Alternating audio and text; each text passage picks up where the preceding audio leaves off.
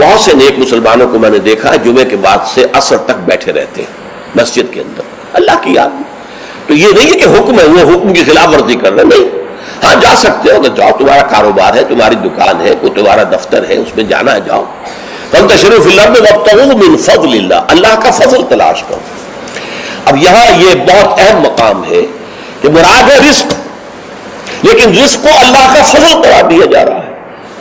اس کو سمجھ لیجئے, یہ اسلام کا جو معاشی فلسفہ ہے, اس کے جو فلسفیانہ اصول ہیں, ان میں سے ایک اصول یہ ہے کہ چاہے محنت تم نے کی ہے, کھیت میں ہل تم نے چلایا ہے, بیج تم نے ڈالا ہے, اس کو سینچا تم نے ہے, پھر فصل جو ہے اس کی حفاظت تم نے کی ہے, پھر فصل کاٹی ہے, پھر تم دانے گھر لائے ہو, پھر ان کو پیسا ہے, پھر ان کی روٹی پکائی ہے, یہ سب کچھ تم نے کیا, لیکن اسے اللہ کا فضل سمجھو, اپنا کسب نہ سمجھو. کسب جو ہے وہ نیکی اور بدی کے لیے ہے.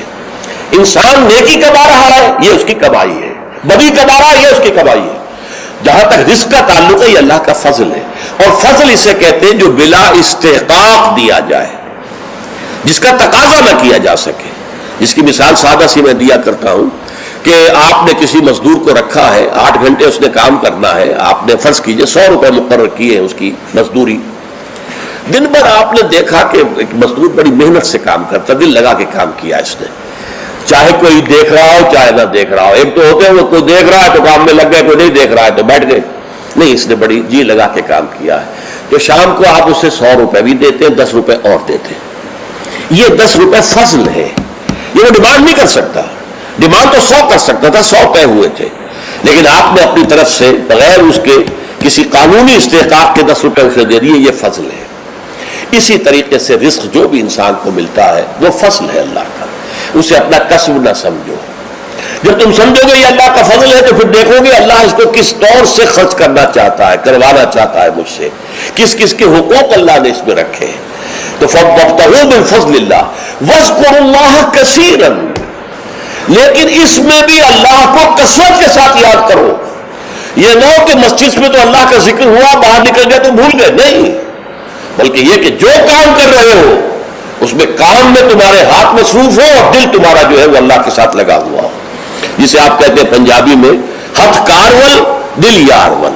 یہ ہے ذکر کثیر, اور ذکر کثیر کا سب سے بڑا ذریعہ کیا ہے کہ جو مصنون دعائیں ہیں حضور صلی اللہ علیہ وسلم سے, رات کو سونے لگے ہیں تو دعا ہے, صبح اٹھے ہیں تو دعا ہے, بیت الخلاء میں داخل ہو رہے ہیں تو دعا ہے, باہر نکلے ہیں تو دعا ہے.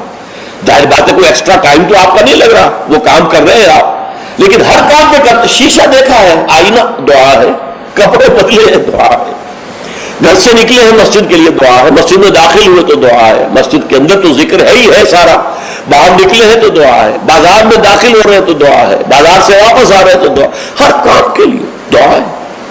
یہ دعا جو ہے یہ ذکر کثیر کا سب سے بڑا طریقہ ہے, ذریعہ ہے, اور اس کے اندر دوہری ہے بات کہ ایک تو آپ کا اللہ سے تعلق قائم ہو گیا کہ آپ نے دعا اللہ سے کی ہے, ایک آپ کا تعلق حضور کے ساتھ قائم ہو گیا کہ آپ نے الفاظ وہ استعمال کیے جو حضور کے الفاظ ہیں. تو گویا کہ 2 نسبتیں تازہ ہو گئی جب بھی آپ نے ایک مسنون دعا پڑھی ہے. تو دعا ادعیہ مسنونہ جو ہے در حقیقت وہ دوام ذکر کا سب سے بڑا ذریعہ ہے. اس کے لیے علیحدہ سے وقت نکال کر کوئی آسن بنا کر اور کوئی ضربے لگا کر اس کی ضرورت نہیں, بلکہ ہر کام کرتے ہوئے تو زندگی کے ہر کام کے ساتھ دعا ہے, اور وہ دعا ہے مسنون جو حضور سے ثابت ہے. لہذا 2 نسبتیں جو ہے جس کو آپ کہتے ہیں ایک تیر میں 2 شکار.